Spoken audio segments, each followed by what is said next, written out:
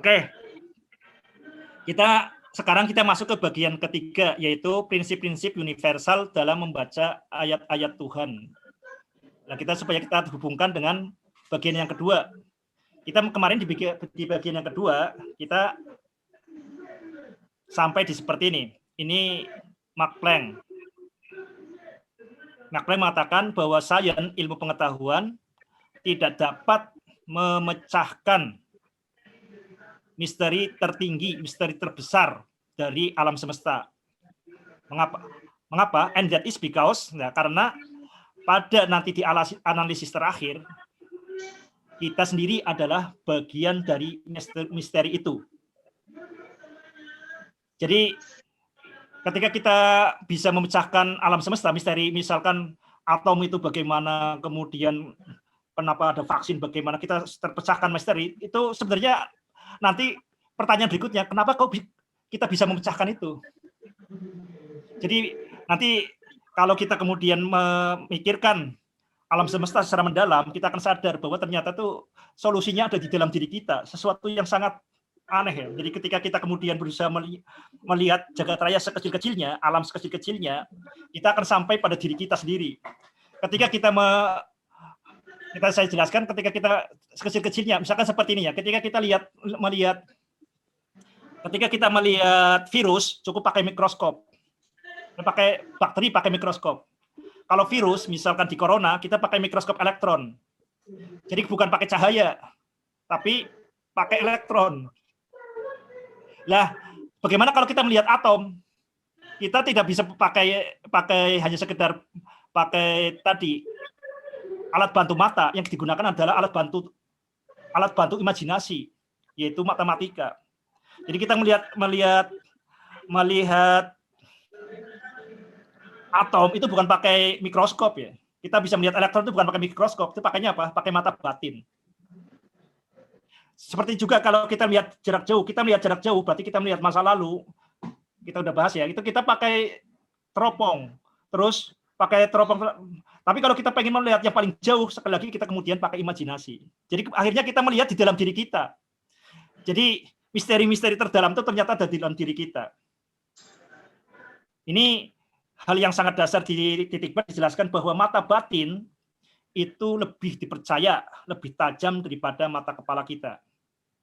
Kita bisa lihat di gambar sebelah kanan ya, ini kekuatan dari teori, tapi ini lebih pas kekuatan dari mata batin. Kemampuan mata batin kita melihat, misalkan di sini antimateri dilihat mata batin tahun 1928, dilihat oleh mata kepala 1932. Black hole ini sudah dilihat oleh mata batin tahun 1916.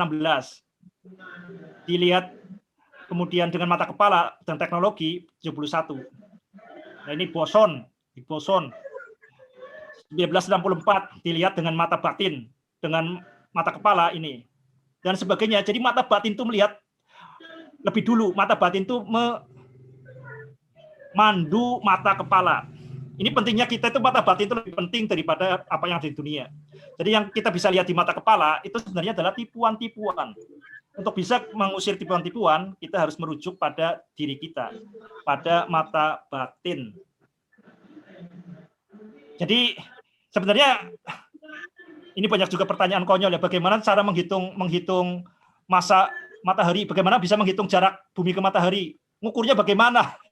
Itu kan pikiran-pikiran sebenarnya yang ini kan, karena kita menganggap bahwa yang mata itu adalah instrumen kebenaran.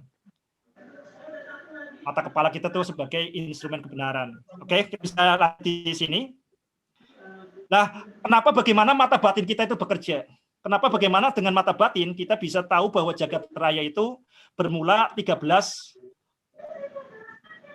miliar tahun yang lalu. Nah, sekali lagi kita di sini. Ini cara kerja mata batin. Tauhid benar, tapi apakah relevan? Ini yang perlu kita sampaikan ya, karena kita kalau katakan tauhid salah, wah ini nanti dikejar-kejar orang ini kan. Tauhid benar. Tapi apakah ketika kita menulis aljabar, ketika kita belajar fisika, belajar akuntansi, belajar sejarah itu relevan? Ya dilupakan. Jadi ini yang paling penting di sini. Kita kalau kebenaran itu adalah berikutnya adalah bagaimana mengembangkannya. Yang namanya biji itu bagaimana menumbuhkannya. Ini di matematika itu sangat jelas ya. Kalau yang namanya aksioma ya, sesuatu yang sangat jelas, itu bukan kemudian diimani, tapi yang namanya iman itu harus ditumbuhkan. Makanya di Al-Quran itu bolak-balik mengatakan, amanu wa amilus solihat, yang namanya iman, kebenaran yang sangat terang benderang, itu harus menumbuhkan inovasi, menumbuhkan tindakan. Bukan sekedar tindakan, tapi tindakan perbaikan, tindakan bahwa kebaikan, amilus solihat. Itu sangat jelas. Jadi yang namanya iman itu bukan diyakini, oh pokoknya yakin, itu bukan iman, itu namanya bohong-bohongan. Lucu-lucuan. Yang namanya iman itu berarti bukan sesuatu. Harus ditumbuhkan. Saya ambil contoh misalkan berkaitan ini ya. Kalau di matematika ini sebelum kita lihat di gambar di sini. Misalkan di antara dua titik hanya bisa dibuat satu garis lurus. Coba buat dua titik. Titik, coba kan, bisa dibayangkan kan? Hanya ada satu garis lurus. Betul nggak? Bung Arsif? Ya sangat jelas kan? Nah, terus kalau sudah jelas bagaimana penerapan berikutnya? Sekarang bagaimana kalau 3 titik? Bagaimana kalau 4 titik? Ya kita kembali bermula dari yang sangat jelas tadi, yang kita imani. Yang kita imani itu dalam matematika itu namanya aksioma. Aksioma tuh nggak ada gunanya kalau kemudian tidak kemudian menumbuhkan namanya teorema. Jadi yang namanya aksioma kayak fondasi ya, dibangun untuk membuat bangunan yang lain. Itu yang namanya iman tuh seperti itu. Bukan pokoknya iman itu yang sebenarnya itu omong kosong ya. Jadi iman yang tidak berbuah inovasi yaitu berarti iman yang mandul. Iman yang tidak berbuah inovasi berarti iman yang tidak berbuah inovasi. Iman yang tidak berbuah, iman yang mandul. Jadi sesuatu yang sangat jelas itu diterapkan ya. Bukan kemudian dibiarkan begitu saja. Hanya dapatnya akhirat pahala. Oke, sekarang kita jelaskan supaya lebih detail di sini. Sekarang bagaimana pentingnya relevansi tauhid. Ini kita lihat bahkan di sini, coba kita lihat di sebelah kanan di sini, sebelah kiri. Ini berita di Kompas, ini juga dikutip di Republika. Gara-gara 4x6 dan 6x4, Yohanes Surya didebat Profesor ITB. Jadi Yohanes Surya ini Profesor Fisika. Profesor Yohanes Surya ini adalah perintis, pendiri tim Olimpiade Fisika Indonesia atau FI. Di debat Profesor ITB dalam hal ini adalah Profesor Iwan Pranoto. Ini debat tentang soal matematika kelas 2 SD dari Semarang. Jadi ada anak kelas 2 SD yang bingung, kemudian ada jawabannya disalahkan gurunya atau apa ya, kemudian dimunculkan di media sosial sampai kemudian dibahas oleh netizen, warganet. Nah, menurut Profesor Yohanes Surya, 4x6 berbeda dengan 6x4. Kenapa? Kalau 4x6, ini berarti 6-nya ada 4. Berarti 6 ditambah 6, ditambah 6, tambah 6.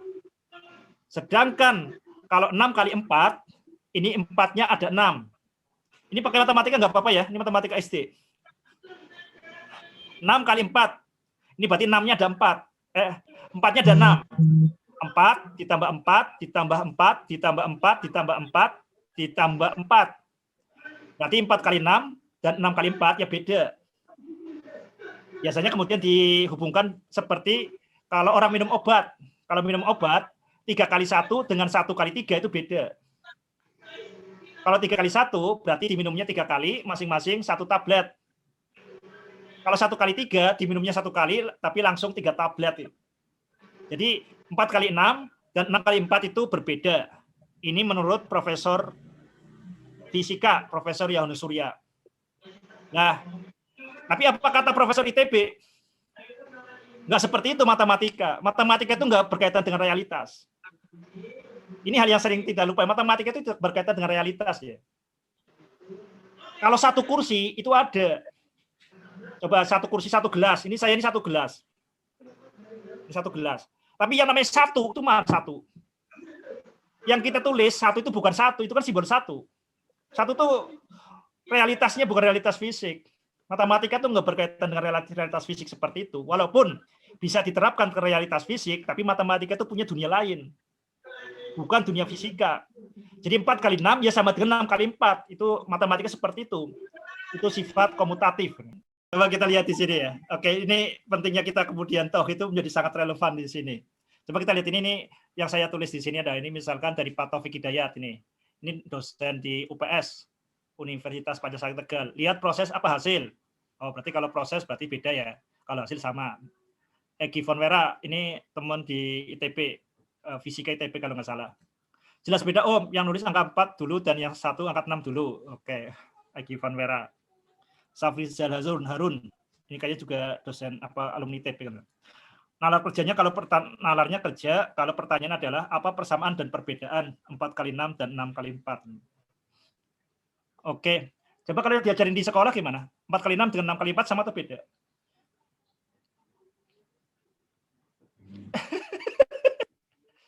Ini di otak kita bingung ya, tapi ini dulu yang membuat kepala saya pusing kan ini. Tadi beda, lah sekarang sama, gimana nih? Sama dengan beda itu sama atau beda? Coba sama dengan beda itu sama atau beda?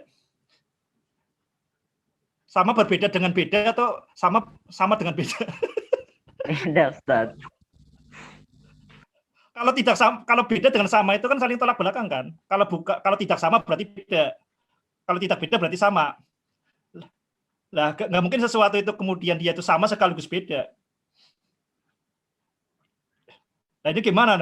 Oke. Ini banyak jawaban sebenarnya, jawaban yang ya boleh dikatakan benar sesuai konteksnya, tapi hal yang sangat dasar itu dilupakan. Ini pentingnya kita itu ketika kita bertengkar, kita kembali ke dasar, ke fondasi, tapi justru dasar itu dilupakan. Dasarnya itu apa? Dasarnya itu adalah tauhid. Nanti kita akan jelasin. Sebenarnya mengatasi masalah seperti itu bagaimana? Dalam perspektif titik B. Ingat ya, yang saya kritik di sini, ini bukan profesor sembarangan ini. Profesor fisika dan profesor fisika pun ini profesor fisika terkemuka di Indonesia, pendiri TOFI, Tim Olimpiade Fisika Indonesia. Dan ini profesor ITB-nya pun bukan profesor ITB sembarangan, profesor matematik ITB sembarangan. Lah, kenapa saya berani mengkritik profesor hebat di Indonesia ini? Karena pegangan saya adalah anak saya yang kelas 4 SD. Saya ngikuti itu. Oke, kita jelasin.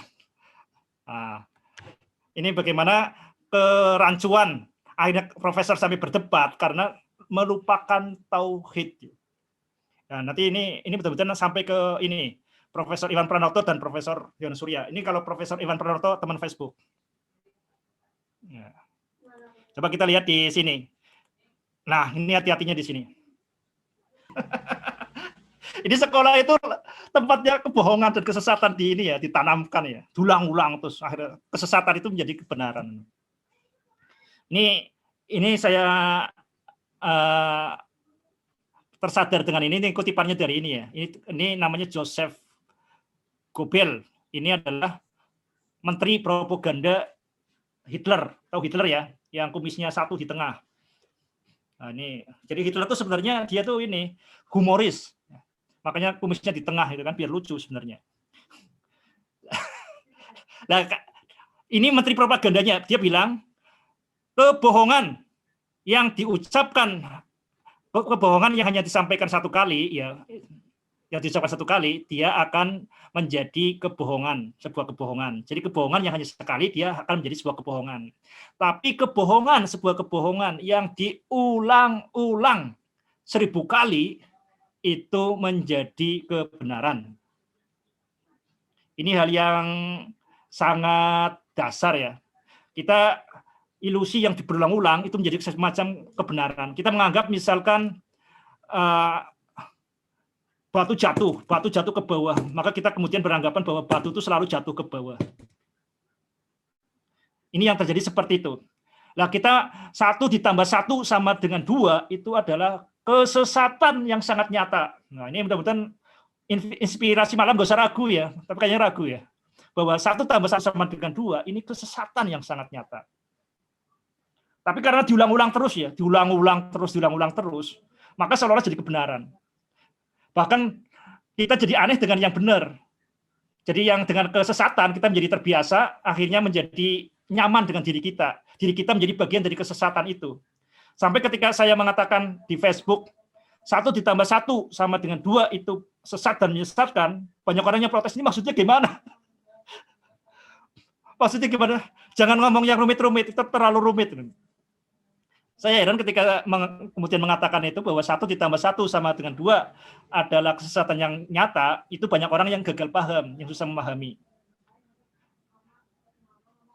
Akhirnya saya penasaran, aduh sih jelasinnya gimana lah, 1 ditambah 1 sama dengan 2, itu ya sesat lah.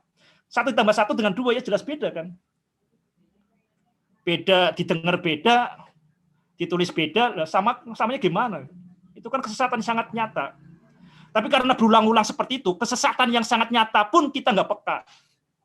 Kita menganggap sebagai suatu kebenaran, padahal hanya kebiasaan saja. Ini hati-hati dengan seperti itu ya. Karena kita kemudian melihat B punya titik, maka kita menganggap titik B itu ada. Padahal itu hanya B itu biasa ada. Sejatinya nggak ada. Karena ketika kita lahir, jagat raya ada, kita menganggap jagat raya itu ada. Itu kesesatan seperti itu. Karena berulang-ulang, jadi seolah-olah jadi kebenaran. Ini makanya kita caranya gimana untuk mengatasi kesesatan seperti itu? Ya kembali ke tauhid. Ini tampaknya sepele ya. Itu padahal dampaknya itu kemana-mana. Kesesatan yang sangat terang benderang pun kita nggak peka, apalagi kesesatan yang samar. Lu maksudnya gimana nih? Jangan rumit-rumit. Makanya saya bikin video ini sebelah kanan. Saya tanyakan ke anak saya, namanya Atiyah Hanifatin. Ini umur 4 tahun. Ini 4 tahun 5 tahun mas sekarang mas, Juni mas 4. Oh iya, tapi nanti tanggal 11 Juni 5 tahun. Saya tanya Atiyah Hanifatin. 4 kali 6 dengan 6 kali 4. 4 kali 6 dengan 4 kali 6 itu sama atau beda? Sama. 4 kali 6 dengan 4 kali 6 sama.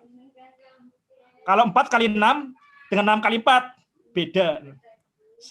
Alasannya apa? Nggak perlu alasan. Itu sangat jelas kan.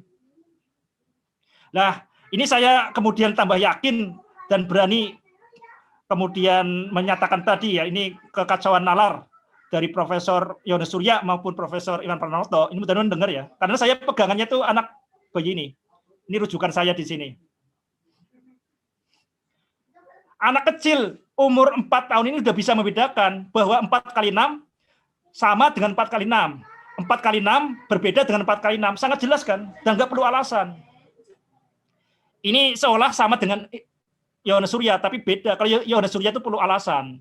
4 kali 6 berbeda dengan 6 kali 4. Tadi karena 4 kali 6 itu adalah 6-nya ada 4. Kalau 6 kali 4 itu berarti 4-nya ada 6. Itu perlu alasan. Tapi Atiyah itu nggak perlu alasan. Ini yang lebih dasar. Tapi kenapa ini dilupakan? Ya kita karena menganggap namanya tauhid itu untuk nanti di akhirat. Ya. Kita gembar-gembor tauhid, tapi benar tauhid tapi nggak relevan. Oke, kita lihat lebih lanjut. Ini sudah saya ini ya. Ini video ini sebenarnya ini file ini sudah saya sampaikan di ngaji matematika. Ngaji matematika ini bedah buku titik B matematika dalam perspektif titik B dalam matematika. Ini pembicaranya guru besar matematika lagi dari New York, Amerika. Profesor Agus Budianto. Jadi Profesor Agus Budianto itu dia beli titik B, mau dikirim ke New York. New York tahu ya, di sebelah mananya Cimahi, Bung Arsif. New York. Nah, ongkirnya tuh hampir 1,5 juta. Dan itu kebetulan pas 17 Agustus, jadi ada diskon. Nah, jadi waktu itu pematerinya saya hanya pengantar, pematerinya adalah guru besar dari New York, Profesor Agus Budianto. Nah, oke, jadi ini nggak usah takut ya. Oh, ini masa anak kecil 5 tahun mengalahkan guru besar fisika dan guru besar matematika? Iya, karena anak kecil ini berpegang tauhid. Ya, tauhid itu nggak perlu alasan. Tauhid itu paling dasar. Alasan dari segalanya, benar atau salah. Nggak perlu alasan. Coba perlu alasan nggak bahwa 4 kali 6 sama dengan 4 kali 6? Ya udah jelas kan? Itu yang dititipkan Allah itu udah fitrahnya itu seperti itu. A sama dengan A, ya karuan. Bung Arsif Arianto sama dengan Bung Arsif Arianto, ya karuan, nggak perlu mikir kan? Nggak perlu mikir. Tapi kenapa tidak disampaikan ya kebenaran yang sangat jelas ini? Ini yang menyebabkan kita tuh kemudian begitu bangga menyampaikan kesesatan-kesesatan, tapi yang kebenaran itu nggak tersampaikan. Oke, kita lanjutin. Kenapa seperti itu? Terus bagaimana? Kita lihat di sini. Nah, ini yang terlupakan. Ada di pelajaran logika itu ada namanya prima principia. Prima itu utama, principia itu prinsip. Prinsip utama dalam bernalar. Atau kita sebut sebagai tauhid dalam bernalar. Kita bisa lihat di halaman 176 kalau nggak salah. Nanti bisa dibuka di buku Titik Ba. Kita lihat Titik Ba yang diterbitkan oleh Republika April 2021. Kita lihat sini. Saya baca di sini. Semenjak lahir, titik pangkal kebenaran telah hadir. Jadi biji kebenaran itu sudah hadir.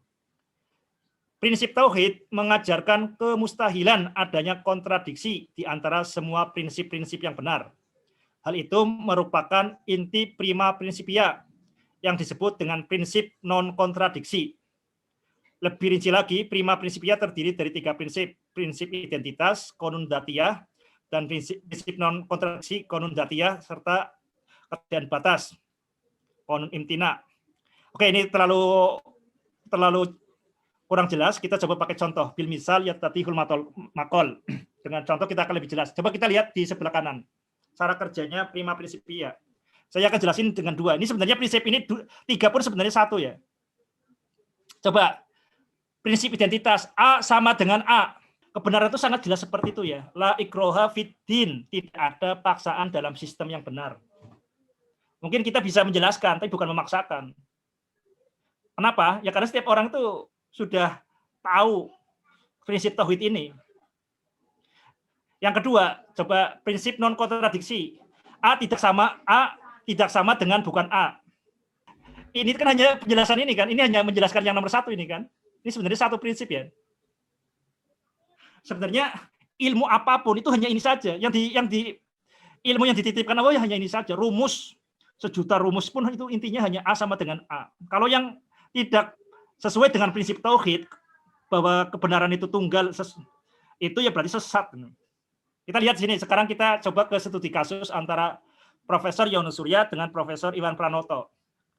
Prinsip identitas. Nah, di sini 4 kali 6 sama dengan 4 kali 6. Betul nggak? Oke kan, sangat jelas kan? Berarti kalau 4 kali 6 dengan 6 kali 4, ya jelas beda kan? Ini prinsip non kontradiksi. Ini hal-hal yang sangat dasar, yang sangat furu'iyah. Tapi anehnya, hal yang sangat dasar ini justru disepelekan. Kita takut mengungkapkan sesuatu yang benar. Kita takut dengan cahaya, kita silau dengan cahaya. Tapi kita malah bangga dengan kesesatan-kesesatan. Atau sebenarnya itu kebenaran yang terbatas sifatnya. Kita lihat berikutnya. Sekarang pentingnya kita tertib nalar. Jadi di Titik Batu Kutiba sebenarnya kita nggak menganjurkan kebaikan atau apa ya, tapi kita sebenarnya tertib nalar intinya itu. Di sini karena nanti fondasi dari kemudian menulis Titik Ba ini sangat aneh kalau orang belajar agama itu tidak tambah cerdas. Karena agama jauh lebih ampuh daripada matematika dalam hal untuk menjernihkan nalar, membersihkan jiwa. Coba kita lihat di sini ya. Tertib nalar. 1 ditambah 1 sama dengan 2, benar atau salah? Coba kita lihat cara berpikirnya yang runut. Kita lihat di sini. Man jahilal asla lam yusibil far'a abadan. Siapa yang tidak tahu dalam hal yang pokok, yang usul, maka tidak akan pernah tepat dalam hal yang cabang selamanya. Kapanpun nggak akan pernah tepat ya. Akan rapuh pada hal yang cabang. Kita lihat hal yang pokok dulu, yang usul. Yang berkaitan dengan hal yang pokok yang dasar. Coba, 1 sama dengan 1. Betul ya? Cuma ini yang sering bahkan tidak terdengar di ruang kelas. Coba kita dari kelas 1 sampai kelas 6, pernah nggak mendengar 1 kali saja prinsip tauhid A sama dengan A, prinsip identitas? Di SMP, dari kelas 7 sampai 9, pernah nggak kita mendengar prima prinsipia ini ditanamkan? Di SMA, dari kelas 10 sampai kelas 12, pernah nggak kita mendengar bahwa prinsip yang dasar ini disampaikan? Di kuliah, yang 5 tahun, 4 tahun, 4 sampai 7 tahun, pernah nggak prinsip yang sangat dasar ini disampaikan? Ini sangat aneh, satu kali pun tidak. Padahal harusnya setiap detik, setiap langkah kita bermatematika, setiap langkah kita belajar apapun, bertindak apapun, itu ini pada dasarnya adalah ini. Ini harus bukan hanya satu kali, tapi diulang-ulang. Makanya pentingnya sekali lagi, jadidu imanakum biqauli la ilaha illallah. Jadi keimanan la ilaha illallah, tauhid itu harus ditanamkan. Terus-menerus, harus selalu diperbarui terus-menerus. Tapi sangat ironis, umat Islam yang katanya kemudian ajaran intinya adalah tauhid, tapi nggak pernah kemudian hal yang dasar ini disampaikan. Satu sama dengan satu. Ya karuan, makanya takut, orang itu takut ya ketika kemudian mengingatkan kebenaran yang di orang lain itu takut. 1 ditambah 1 sama dengan 1 tambah 1, itu yang benar. 1 ditambah 1 sama dengan 2, ini pada pokoknya adalah salah. Pada dasarnya adalah salah. Ini sangat jelas, 1 ditambah 1, yang tertulis dengan yang terdengar, yang tertulis pun beda, yang terdengar pun beda. Kenapa kemudian benar? Ini yang ujuk-ujuk, loncatan nalar seperti ini. Makanya kebenaran yang terang benderang ini nggak disampaikan, ini aneh. Kalau kita tidak peka dengan yang fondasi ini kita tidak perkuat, ya jangan berharap kemudian kita bernalar benar. Ini pentingnya tertib nalar lah, cabang sekarang baru kalau sudah pokoknya sudah disampaikan, ditekankan sudah kuat, yang namanya pokok, fondasi itu untuk membangun bangunan. Jadi fondasinya dulu ditekankan, dibolak-balik ditekankan ini. Baru kita masuk ke cabang. Kalau 1 ditambah 1 sama dengan 2, ini pada pokoknya salah. Benar, syarat dan ketentuan berlaku. Misalkan ketika kita menggunakan desimal, sistem 10 simbol, 1, 2, 3, 4, 5, 6, 7, 8, 9, 0.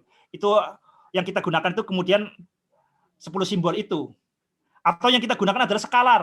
Makanya 1 tambah 1 sama dengan 2. Jadi syarat dan ketentuan berlaku. Ini pada dasarnya sesat, tapi benar ketika syarat ketentuan berlaku. Kenapa? Karena ketika kita menggunakan sistem 10 simbol dan pada besaran skalar, 1 ditambah 1 sama dengan 2, ini sesuai dengan tauhid. Nanti 1 tambah 1 di sini 2, ini 2, maka 2 sama dengan 2. Jadi terbukti sesuai dengan tauhid. Tauhid itu membuktikan, bukan dibuktikan. Apapun yang tidak sesuai dengan tauhid itu sesat dan menyesatkan. Saya ngomong seperti itu di Facebook, ada yang protes. Oh, jangan keras-keras, jangan ngomongnya sesat. Ini memang sesat lah. 1 tambah 1 sama dengan 2 itu sesat. Hal yang pokok itu sesat. Tapi jadi kita nggak ada kompromi di sini ya. Jangan kemudian tapi ya kadang-kadang benar, kadang nggak seperti itu. Ini harus tahu, itu harus clear. Makanya berkaitan dengan hal yang usuliyah ini sangat harus tegas ya. Tapi nggak perlu marah kemudian mengkafirkan orang, sesat menyesatkan ini. Ini urusan inilah. Ini bukan urusan masuk surga atau neraka, itu urusan lain. Tapi ini berkaitan dengan kejernihan dan keuntuhan kita dalam bernalar. 1 ditambah 1 sama dengan 1, 0. Nah ini bidangnya Bung Arsif ini, yang simbolnya hanya 1 dan 0, itu kan? Ini kalau kita menggunakan 2 simbol saja, biner 1, 0, ya berarti ini kan seperti ini. Dan ini syarat dan ketentuan berlaku. 1 ditambah 1 sama dengan 1, ya bisa kita kan? Nanti kita akan lihat ini logika, misalkan logika disjungsi ini. 1 ditambah 1 sama dengan akar 2, ya bisa saja. Misalkan kita pakai vektor yang tegak lurus. Jadi ini cabang. Jadi 1 tambah 1 sama dengan apa? Ya 1 tambah 1 pada pokoknya itu adalah sama dengan 1 tambah 1. Kalau di saya sendiri 1 ditambah 1 itu sama dengan 5. Saya dengan istri saya menikah 1 bersatu kemudian jadi 5. Nah, itu kan.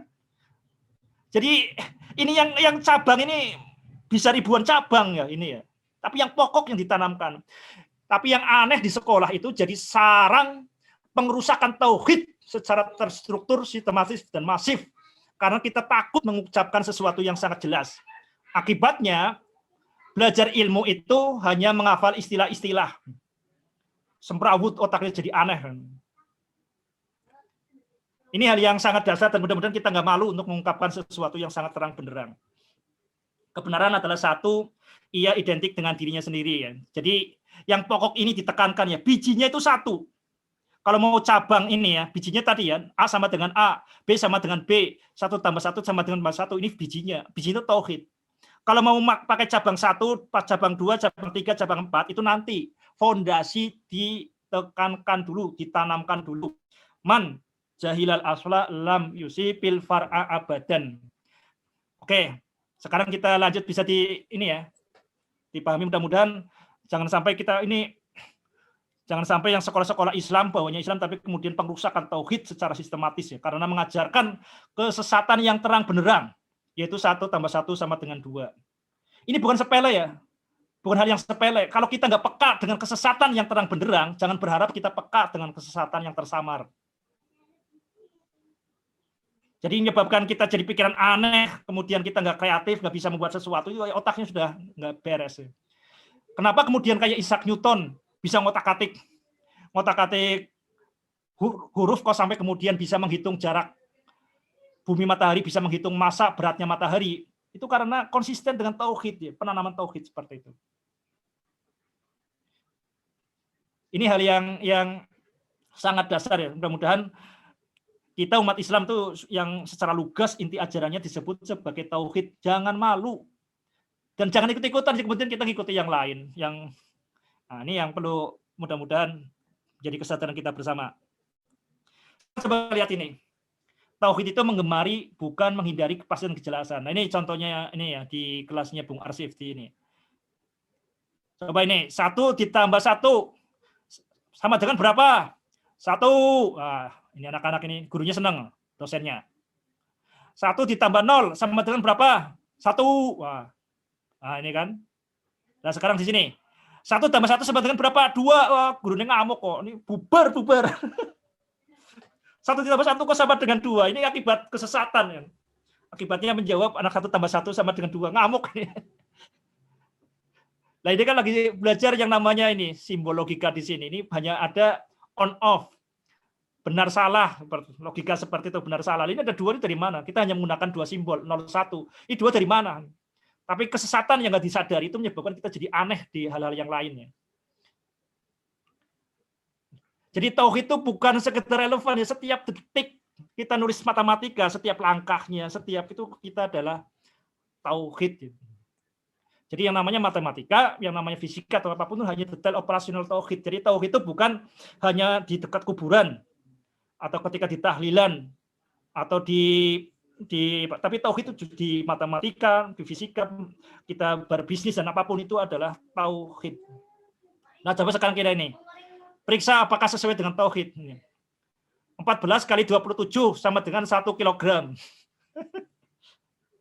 Ini benar apa salah itu?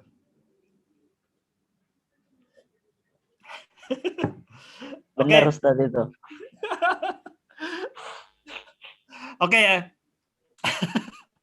Ini yang mudah-mudahan ini sangat mengerikan. Jadi intinya kita itu umat Islam jangan pernah berharap ya. Kemudian umat Islam itu berharap kalau selama kita menjadi pengekor, kita malu dan kita ragu dengan relevansi tauhid. Kalau benar tuh kayaknya yakin ya.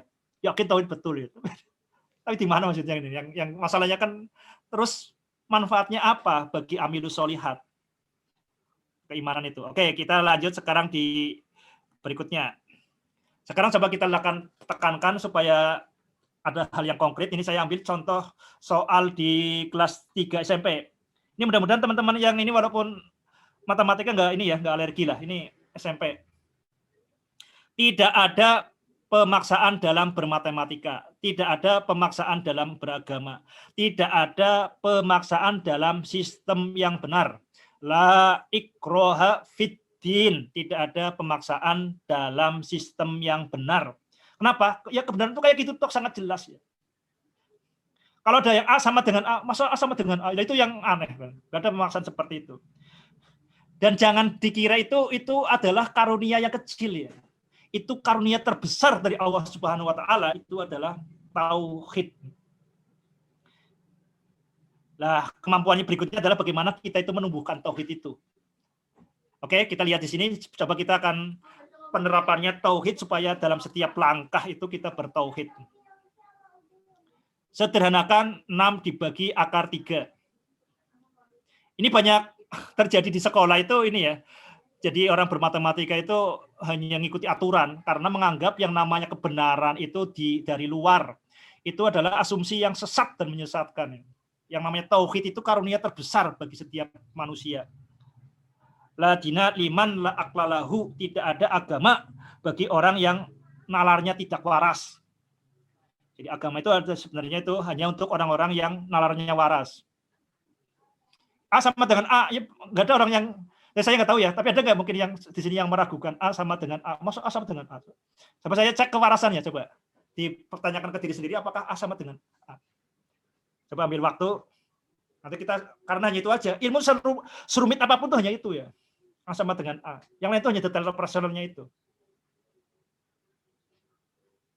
Coba dirasakan dulu, kasih waktu setengah menit. Benar nggak A sama dengan A, B sama dengan B? Itu B. Bisa minum.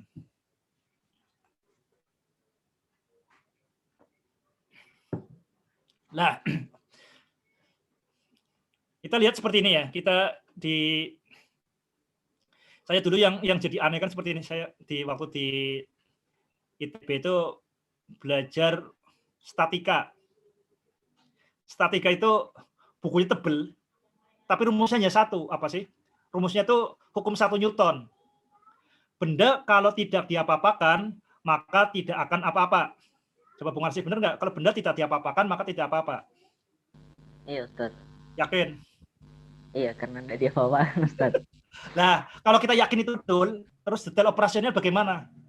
Bagaimana kita menumbuhkannya menjadi sesuatu yang berguna? Nah, itu yang dilakukan Newton tuh seperti itu.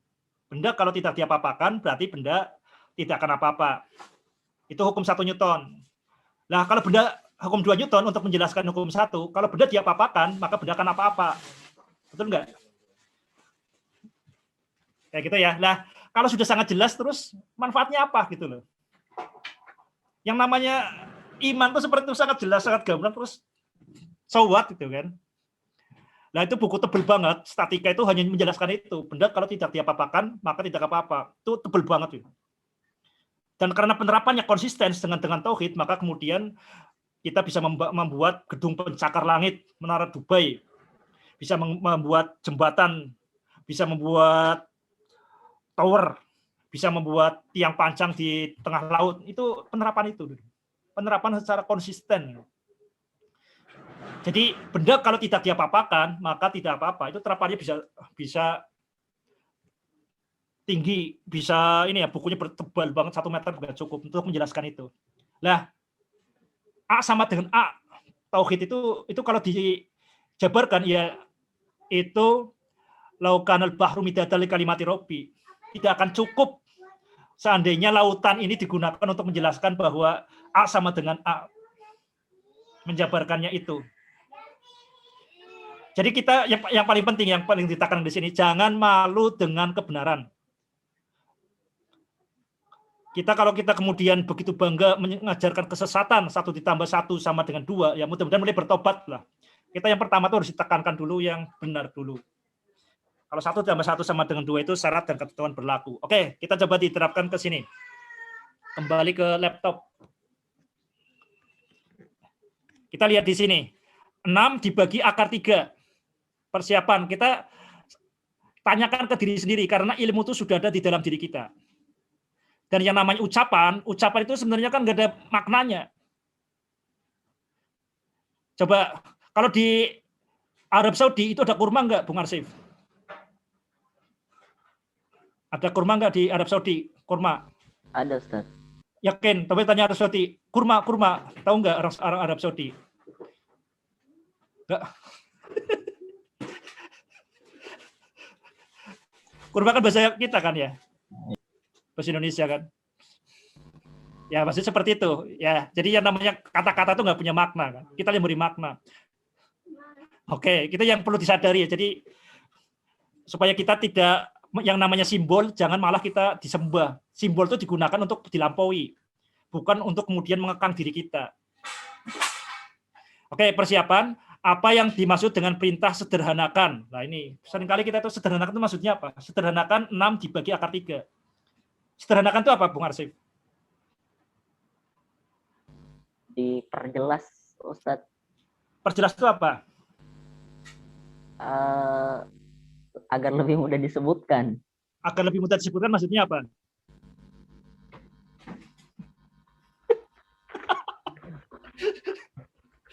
Nah, ini kita perlu hal yang ini ya.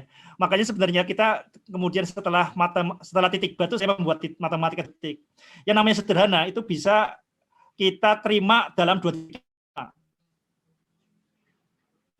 Jadi seperti ini ya, roti. Tubuh kita sebenarnya nggak bikin roti, nggak butuh roti. Tapi itu kan sudah dicerna. Setelah roti kemudian jadi glukosa, baru kemudian diserap. Karena glukosa itu molekul yang sederhana. Sehingga bisa diterserap oleh tubuh kita. Nah, kita bayangkan yang namanya ilmu informasi itu seperti itu. Itu harus diserap dalam 2 detik yang pertama oleh tubuh kita. Yang kita serap adalah maknanya. Makna itu serupa dengan gizi. Jangan kemudian sederhana itu kita kemudian hanya dipaksakan. Nah, ini sederhanakan. Nah, kenapa perlu disederhanakan? Jadi yang kalau kita tauhid kita peka, kita jadi aneh kenapa ada perintah sederhanakan. Nah, tapi kalau tauhid sudah mati, gara-gara 1 tambah 1 sama dengan 2, ya kita udah pokoknya diterima aja kebenaran dari luar. Nah, kita sederhanakan ya, sederhanakan. Sederhanakan adalah dibuat lebih sederhana. Lah, apa yang dimaksud dengan sederhana dalam konteks soal ini? Apakah ini nggak sederhana? Tapi sebelum saya bertanya ini, pernah nggak bertanya seperti itu ketika mendapat pelajaran ini, Bung Arsif? Tidak pernah, Ustaz. Nah, ini kita kan jadi sebenarnya itu aneh kan? Otak kita mau melakukan sesuatu yang nggak kita pahami. Karena kita nggak pahami, ya kita ikuti aturan saja. Yang namanya kita bertindak dengan pemahaman itu sesuai dari dalam diri kita. Itu namanya kita bertindak dengan pemahaman. Ini yang sangat aneh, dan ini bermula dari tadi. Kesesatan yang sangat terang benderang, 1 tambah 1 sama dengan 2. Nah, ini ya, oke. Ini kalau saya jelasin jadi matematika pelajarannya. Tapi ini saya praktekkan ya. Ini banyak anak yang biasanya dianggap bodoh itu bukan bodoh, tapi anak yang bodoh itu kadang-kadang tauhidnya lebih peka. Ini sederhanakan maksudnya apa? Kenapa perlu disederhanakan? Kenapa? Nah, itu orang anak yang dianggap bodoh kadang-kadang karena tauhidnya lebih peka. Tapi anak-anak yang cerdas seringkali itu anak-anak yang kemudian dia mau menelan perintah dari gurunya mentah-mentah. Ya pokoknya aturnya seperti ini, pokoknya rumusnya seperti ini. Karena menganggap itu tanpa sadar dianggap kebenaran itu dari luar. Nah, kita bisa lihat di sini. Nah, seperti ini. Nah, ini ternyata waktu sudah hampir jam 10. Oke, saya nggak akan melanjutkan seperti ini, tapi mudah-mudahan kita jangan ragu untuk mengungkapkan kebenaran. Yang namanya kebenaran itu apa? Kebenaran itu sebenarnya ya begitu jelas lah dalam diri kita. Kebenaran itu intinya tauhid, sesuai dengan tauhid itu benar. Kalau sesuatu yang bertentangan dengan tauhid, kita nggak usah ragu itu adalah sesat dan menyesatkan. Tapi di sini tauhid itu bukan kemudian kita mengkafirkan orang lain, atau ini bukan masalah surga neraka lah di sini. Ini masalah berkaitan dengan bagaimana kita berpikir secara utuh dan jernih. Mudah-mudahan bisa diterima dan mudah-mudahan membuat bingung.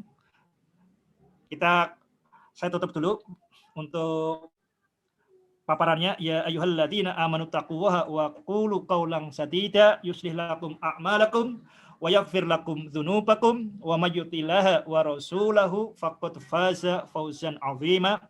Wassalamualaikum warahmatullahi wabarakatuh.